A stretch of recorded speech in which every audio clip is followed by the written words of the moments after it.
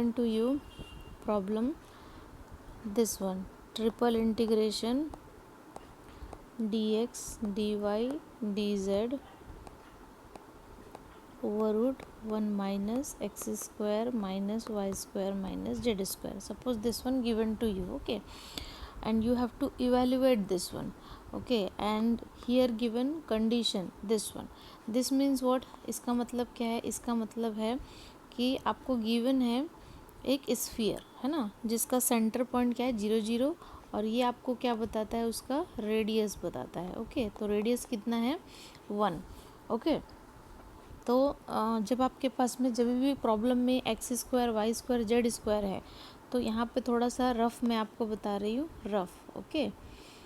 देखो, अगर हमारे पास सिर्फ एक्स और वाई है तो हम क्या लिखते हैं generally? X is equal to r cos theta लिखते हैं, and y is equal to क्या लिखते हैं हम लोग? आर साइन थीटा लिखते हैं, जिसकी वजह से हमको क्या मिलता है? X square plus y square is equal to r square. इसका स्क्वायर करेंगे तो इसका सम होकर के वो 1 हो जाता है, क्योंकि मालूम है cos square theta plus sine square theta क्या होता है? 1 होता है। तो ये किसके लिए है? अगर आपके पास वेरिएबल क्या है? सिर्फ एक्स और वाई है। बट अगर आपके पास में एक्स भी है, वाई भी है और जेड भी है, तो अभी आप इसको कैसे याद रखोगे? जैसे अभी हम x is equal to r cos theta लिए, y is equal to r sine theta लिए, तो वैसे ही अगर आपके पास 3 वेरिएबल है तो आपको क्या लिखना है? X is equal to r sine theta, okay. Similarly y is equal to भी क्या लिखेंगे यहाँ पे? साइन थीटा, ये फिक्स है, ओके। तो जैसे हम यहाँ पे कॉस थीटा लिखे हैं, वैसे ही हम यहाँ पे क्या लिखेंगे? कॉस फाई, और यहाँ पे हम क्या लिखेंगे? Sine phi. And z is equal to, ये जो हमने कॉस साइन थीटा लिखा है, अब इसकी जगह हम क्या लिख देंगे? Cos theta. तो ये आपको याद हो जाएगा। तो आप लिख सकते हो कि ये जो है स्फेरिकल पोलर ट्रांसफॉर्मेशन की वजह से हम यहाँ पे अभी डायरेक्टली आप क्या लिखोगे? X square plus y square plus z square is equal to हम लोग क्या लिखेंगे? R square, okay. ऑल्सो जब आपके पास 2 डायमेंशन होता है तो हम डी एक्स डी वाई को क्या लिखते हैं? डी एक्स डी वाई को क्या लिखते हैं? आर डी थीटा लिखते हैं, okay.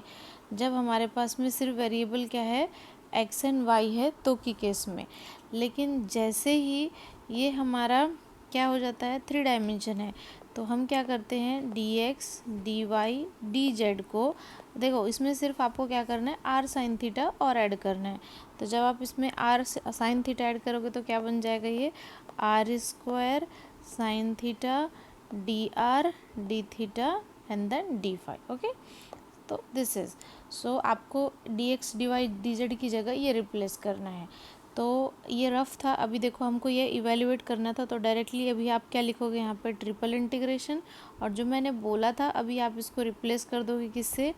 Are square sine theta d r d theta d phi से आप रिप्लेस कर दोगे, और यहाँ पर डायरेक्टली इसकी जगह पे आप क्या लिखोगे? 1 माइनस आर स्क्वायर, ओके। ये हो गया। नाउ हम क्या करेंगे? सभी लिमिट्स को अलग अलग लिखेंगे। तो देखो, जैसे कि ये जो गिवन है इसका मतलब रेडियस कितना है? 1 है। तो अगर आपने एक स्फीयर बनाया, ठीक है, अगर आपने एक स्फीयर बनाया, फॉर एग्जांपल मैंने एक स्फीयर ऐसा बना लिया, तो इस स्फीयर के हिसाब से suppose that this is your x y and z, तो आर की वैल्यू कितनी होगी? मैक्स टू मैक्स, एक तो जो लोएस्ट वैल्यू है 0 एंड हाईएस्ट वैल्यू क्या होगी? 1। 1 क्यों होगी? क्योंकि हमारा रेडियस क्या है? 1 गिवन है, ओके। ऑल्सो यहाँ पे इसने बोला है आपको पॉजिटिव ऑक्टेंट में निकालना है, तो हमारा पॉजिटिव ऑक्टेंट मतलब हमको एक किसी पॉजिटिव ऑक्टेंट में निकालना है, ठीक है ना, पॉजिटिव ऑक्टेंट में।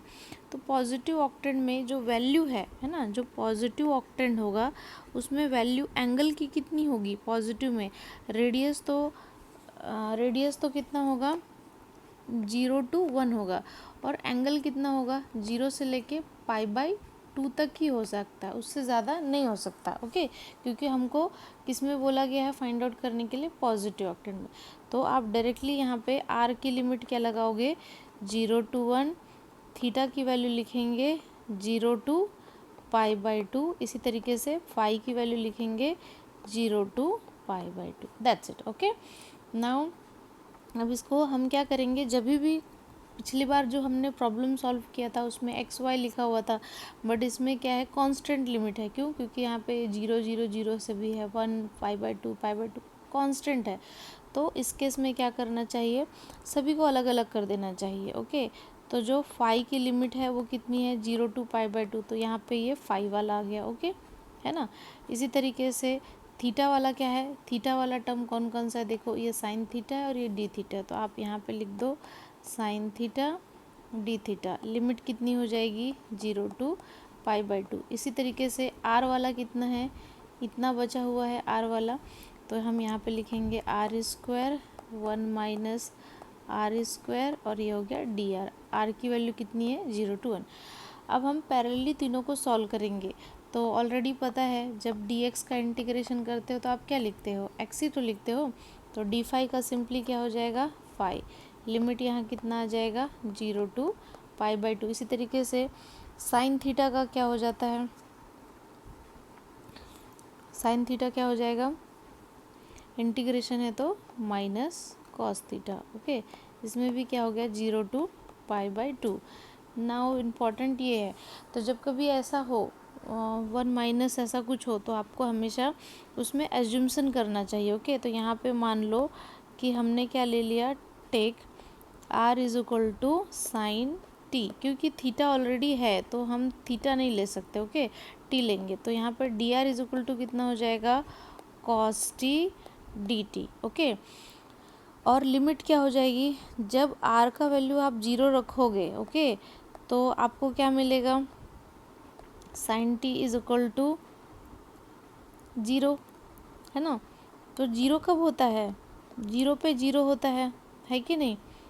तो हम यहाँ पे क्या लिखेंगे, साइन 0, ये कैंसिल हो गया, तो टी का वैल्यू कितना आएगा, 0। इसी तरीके से जब आप r का वैल्यू 1 रखोगे, तो 1 कब होता है, जब आपका वैल्यू कितना होता है, π/2। तो ये साइन से साइन कैंसिल हो गया, तो टी का वैल्यू कितना आ जाएगा, π/2। तो अब मेरा लिमिट ये क्या हो जाएगा, 0 to π/2, और यहाँ पे r की जगह क्या लिखेंगे, साइन स्क्वायर टी।